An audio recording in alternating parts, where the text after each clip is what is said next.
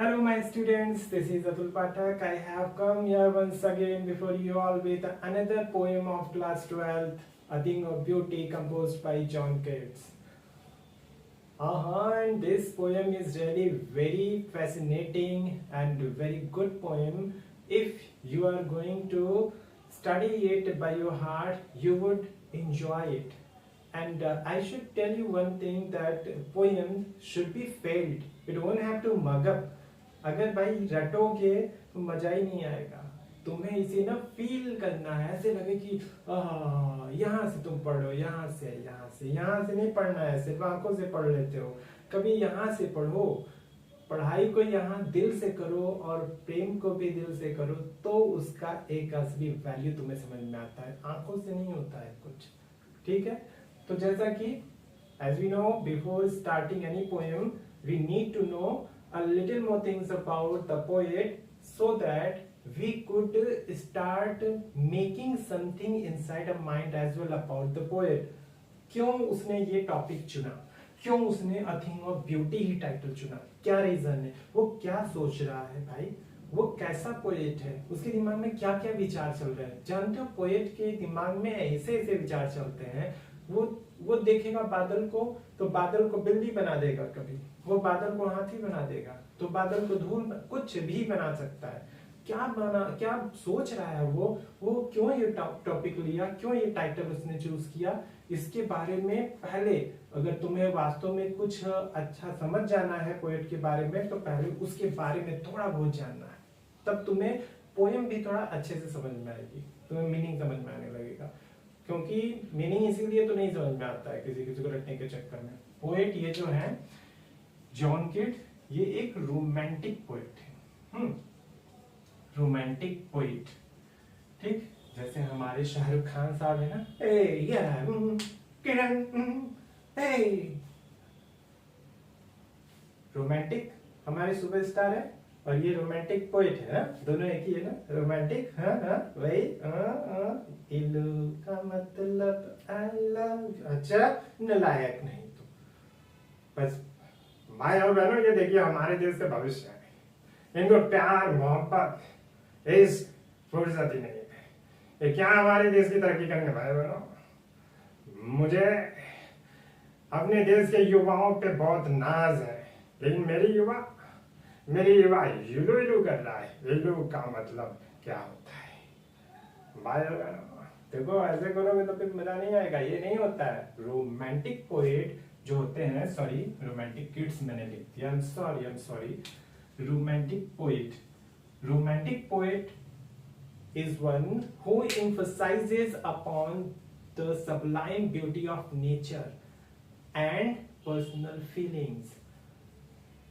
Nature जो यानी कि रोमांटिक पोएट होते हैं, ये ना नेचर की ब्यूटी की बात करता है.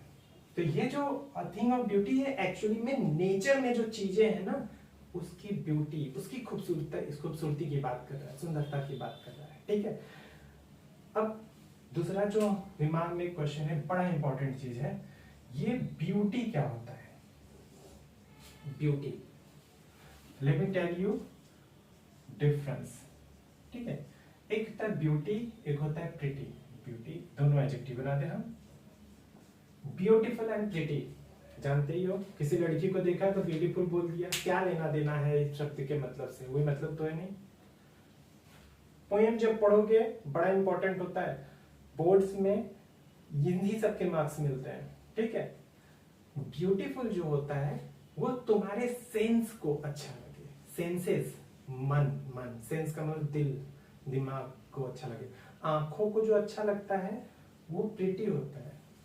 कोई फिजिकली अगर अट्रैक्टिव तुमको लगी लड़की और प्रिटी बोल.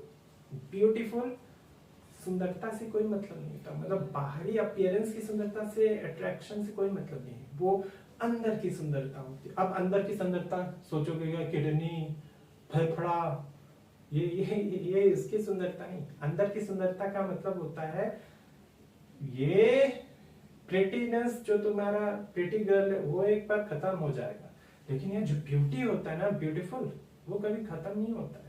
वो हमेशा बना होता है. That is in abstract form.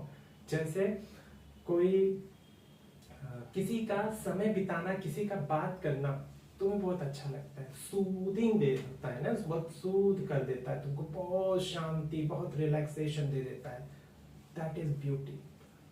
ठीक है, किसी की हैंडराइटिंग बहुत खूबसूरत है, ब्यूटी हो गया। हाँ, किसी का तुमसे बात करना, किसी का तुम्हें लिए खाना बना कर ले आना, है ना, कोई तो लाया होगा कभी ना कभी, देखा बाया बना, देखा ये युवा हमारी खाना खा रहे किसी के हाथ का, माँ के हाथ का खाना खाइए, उनके हाथों का खाना बहुत बढ़िया होता है। ओके, हाँ, ये सब चलता रहेगा। तो ये प्रिटी और ब्यूटीफुल में यही अंतर होता है। ठीक है, चलो, तो हम ऐसी ब्यूटी की बात कर रहे हैं जो कभी खत्म नहीं होता है। पोएट इसी का ही फेवर करता है। The poet advocates only the beauty that never veins, that never goes in vain, that never goes in vain, कभी खत्म नहीं होता है, हमेशा बरकरार रहता है, जब बल्कि समय के साथ और ये बढ़ता जाता है। Okay, so here a thing of beauty is a joy forever। Poet कहता है कि जो ब्यूटीफुल चीज है ना, वो हमेशा तुमको हैप्पी ही बनाएगा, हमेशा खुशी ही देता रहेगा, हमेशा खुशी देता रहेगा, कभी कम नहीं होगा उसका खुशी।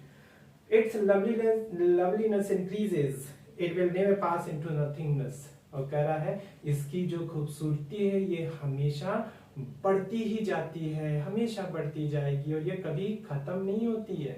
मैंने बताया ना, नेचर की जो सुंदरता कभी खत्म नहीं होती है। अच्छा एक बात बताओ, नेचर की सुंदरता कभी खत्म नहीं होती, बढ़ती ही जाती है। मतलब जब गर्मी का मौसम है, तुम्हें पर बहुत गर्म लग रहा है, ठंडी ठंडी हवा चली, नेचर है, हमेशा बढ़ती जाती है, हमेशा वो सुंदर शीतल हवा बढ़ती जाएगी, तुम्हें एकदम सूद कर देगा, मजा आ जाएगा, आहा, रिलैक्स, शांति। कभी महसूस किया हो प्यास लगा हुआ है, पानी पी लिया, आहा, that is beauty, that is beauty. बहुत थके हो, you are tired and you want to sleep, you want to have rest, जब तुम्हारी थका रहे, अब नहीं होगा, बिस्तर पे गए, दैट इज ब्यूटी। ठीक है, that is beauty। So these beauties are being discussed over here by the poet। अभी और देखो क्या क्या बात कर रहा हूँ। It but will keep a bower quiet for us and a sleep full of sweet dreams and health and a quiet breathing। कह रहा है कि जब तुम नेचर के कांटेक्ट में आते हो तो नेचर तुम्हारे ऊपर एक छांव बना देता है, ठीक है, जिसके अंदर तुम्हें ठंडक ठंडक हवा मिलती रहती है, और तुम उसमें सो भी सकते हो आराम से, मस्ती के साथ सो गए, बिना टेंशन के साथ सो गए, अच्छे अच्छे सपने आ रहे हैं, और अच्छी सांस भी मिली, सांस का मतलब फ्रेश एयर मिल रहा है, इनहेल कर रहे हो तुम, और उसके बाद तुम्हारी जो नींद है वो भी अच्छी जा रही है, हेल्थ भी अच्छा जा रहा है, एकदम बढ़िया जा रहा है, सब कुछ वहां पर बहुत बढ़िया चल रहा है। नेचर ऐसा चीज है, ये जो ब्यूटी है जो नेचर की, यही सारी चीजें है, तुम्हें कभी भी बेकार फील नहीं कराएगा। तुम चले जाओ कंट्री साइड में, कंट्री साइड जानते हो, कंट्री साइड का मतलब होता है देहात। अब देहात को लोग नेगेटिव सोचते हैं कि देहात का मतलब होता है जहाँ पे गंवार लोग रहते हैं। नहीं भाई, देहात एक अच्छा वर्ड है, ठीक है, ये पॉजिटिव है, इसको नेगेटिव मत समझो। देहात का मतलब होता है कंट्री साइड, मतलब ये इंग्लिश है, कंट्री साइड। देहात का मतलब होता है जहाँ जो शहर के इंडस्ट्रियलाइजेशन से दूर होता है, जंगल होते हैं, हरियाली होती है, खेत होते हैं, बगान होते हैं, उसको देहात बोला जा रहा है। और जहाँ जो लोग वहां रहते हैं उसको देहाती बोलते हैं। तो देहाती भी दो होते हैं, बहुत इंपॉर्टेंट है ना, पता ही तो है नहीं है। एक देहाती जो कंट्री साइड यहाँ रहता है, और एक देहाती जो गंवार होता है, ठीक है, जो वास्तव में असल में अनपढ़ होता है, बेवकूफ होता है, वो देहाती है, ठीक है। तो देहात खराब शब्द नहीं होता है, इसको नेगेटिव मत लेना, ठीक है। तो ये बता रहे जब तुम कभी जाओ गांव की तरफ, आज भी अगर unfortunately you are living in a city like Delhi और अदर सिटी जहाँ पे स्थिति बहुत खराब है भाई, अनफॉर्चुनेटली अगर ऐसे जगह हो तो दम घुटेगा, सांस घुटेगा। तुम सोचोगे हम कैसे अपने गांव जाए, सुंदरता, चिड़िया चहचहा रही है, दैट इज ब्यूटी, ठीक है। किसी किसी को जैसे गाय लोगों का रंभाना अच्छा लगता है, तो आहा ब्यूटी, दैट इज ब्यूटी। जहां मजा आ जाए अच्छी चीजों में, फेयर की बात हो रही है, ठीक है, वो ब्यूटी है। तो ब्यूटीफुल जो चीजें वो हमेशा चलती रहेगी, हमेशा चलती रहेगी। A thing of beauty. And as I have specifically talked about nature की ब्यूटी की बात हो रही है, जो सारे लोग नेचर है, हम भी नेचर के पार्ट हैं, तुम भी नेचर के पार्ट हो। इस पृथ्वी पर जितने भी लोग हैं सारे नेचर के पार्ट हैं। आपके काम अगर किसी को अच्छे लगे, ब्यूटी है। और स्पेशली ये नेचर की ब्यूटी, हाँ, नेचर की beauty. Therefore, on every morrow are we reading a flowery band to bind us to the earth.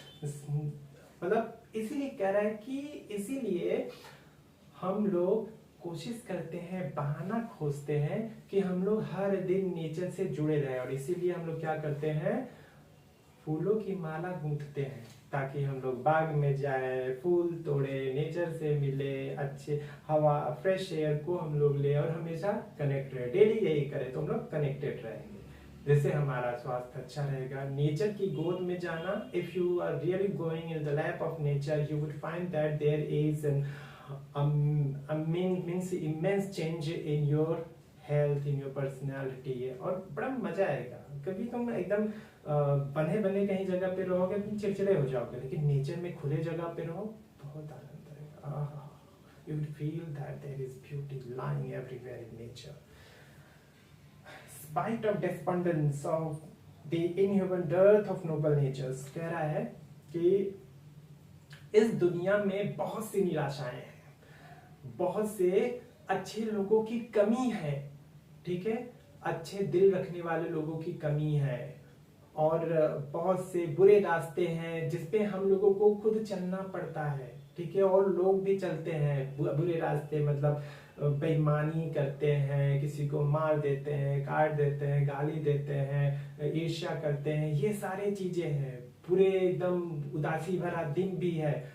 लेकिन इन सबके बावजूद भी नेचर ने हम लोगों को सुंदर चीजें दी हुई हैं, जिसकी वजह से हम लोगों के ऊपर जो टेंशन होता है वो क्या होता है, दूर हो जाता है। वो हमारे ऊपर से जितने भी ओवर डार्कन वेज, मतलब जितने पॉल है, दिक्कतें हैं, परेशानियां हैं, टेंशन से, वो सब क्या करते हैं, ले जाती है नेचुरल जो चीजें होती है।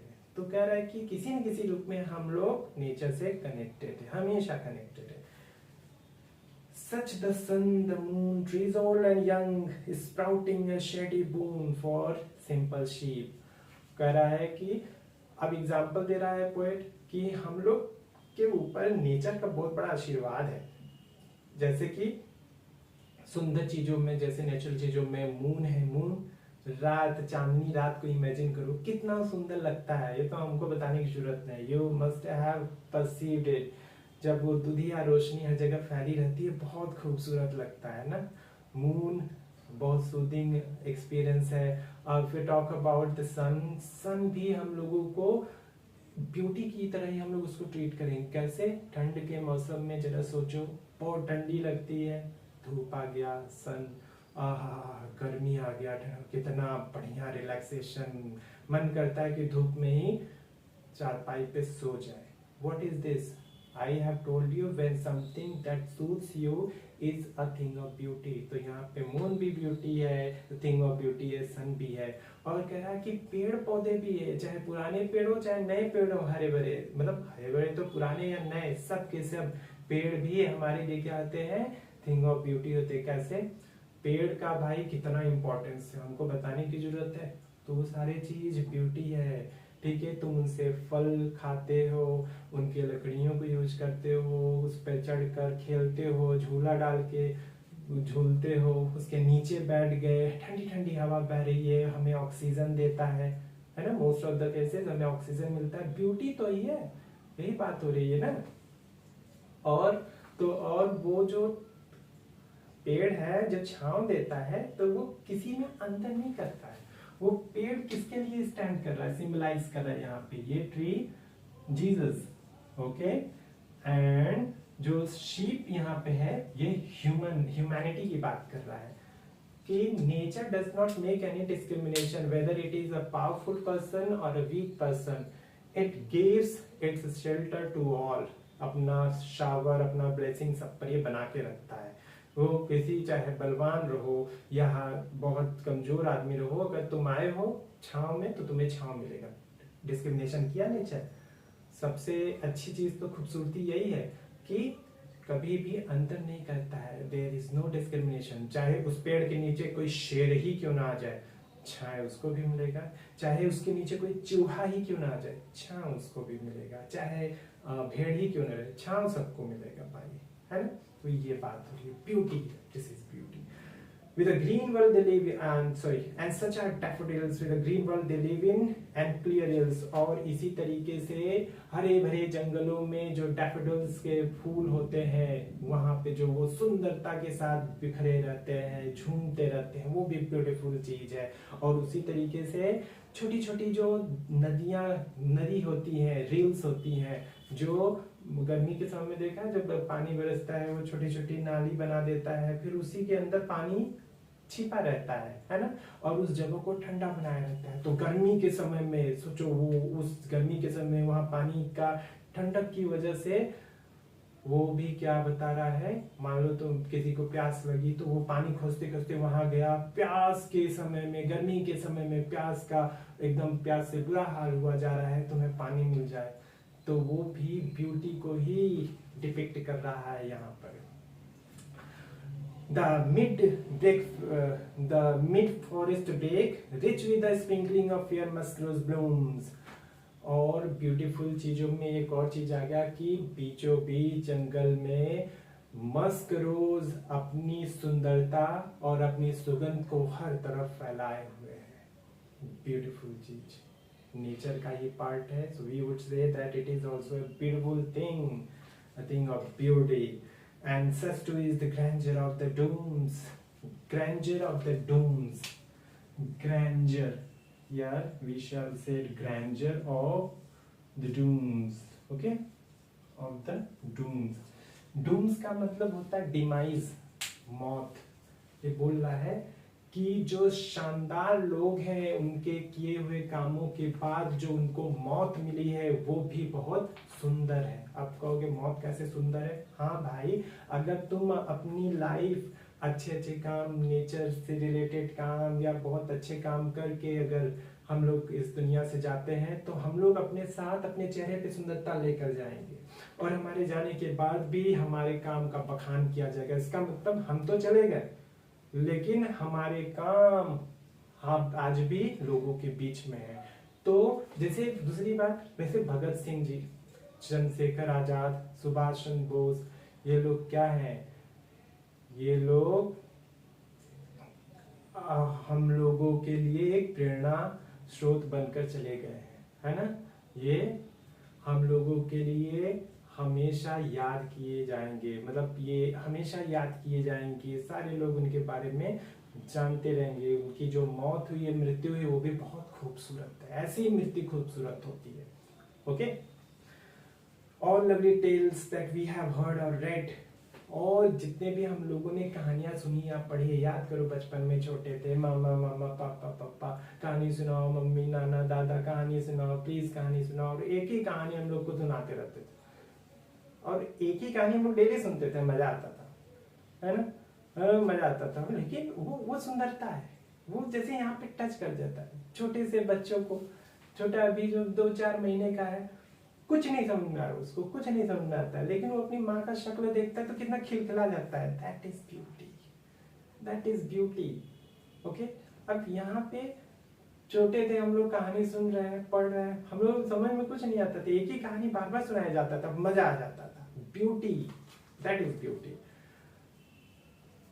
An endless fountain of immortal drink pouring unto us from the heaven spring। और immortal drink मतलब immortal, वो क्या बता रहे हैं, फाउंटेन ऑफ immortal drink कह रहा है कि ज्ञान की जो धारा है, ओके, जो ज्ञान की धारा है, यानी कि ज्ञानी लोगों ने जो अपने ज्ञान के धारा को लिख कर चले गए हैं किताबों के जरिए, वो हम लोगों पर उसकी जो आशीर्वाद है, उसकी बौछार हमेशा पड़ती रहे, ताकि हम लोगों के ऊपर भी उनके तरह सोचने की उपलब्धि प्राप्त हो सके, and we would also think like them, और हम लोगों पे हमेशा के लिए ब्यूटी बरसती रहे। तो इस तरीके से जो पोएट है वो बहुत ही खूबसूरत तरीके से पोएम को बता दिया है, बहुत ही शानदार तरीके से कहा है कि एक बार नेचर की गोद में तो जाओ भाई, फिर आपको पता चलेगा कि मैं भारत माता की सेवा कर रहा हूँ। इसका ये मतलब नहीं कि मैं कुर्सी पर बैठ गया तो कुछ भी कर रहा हूँ, मुझे अपने भारत माता प्यार है और इसलिए मैं काम कर रहा। हाँ, समझ में आ गया होगा आप लोगों को। ठीक है, कोशिश करिए इसको एक बार पढ़ने का, नेचर से रिलेटेड चीजें जो आपको सूदिंग करे। अभी मत कर देना कि टेररिस्ट लोगों को तो टेररिस्ट बनना, गोली चलाना, बम फोड़ना अच्छा लगता, तो नेचर नहीं भाई, पर्टिकुलरली नेचर भी वाली भी बात हो रही है ना। ठीक है, फेयर हमने शुरू में कहा है, fair. Okay okay, bye bye, thank you.